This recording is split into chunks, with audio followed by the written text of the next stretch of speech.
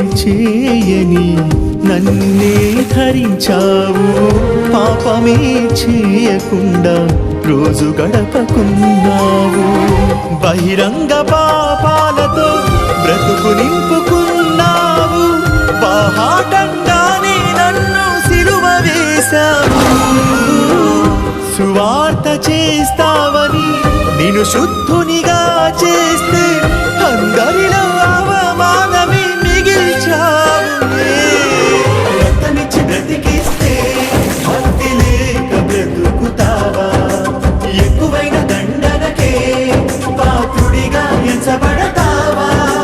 రక్తమిచ్చి బ్రతికిస్తే భక్తి లేక బ్రతుకుతావా?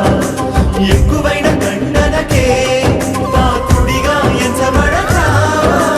పాపంతో మరణిస్తే పాతాళమేనని, అపరాధంతో కనుమూస్తే అగ్నిగుండమేనని,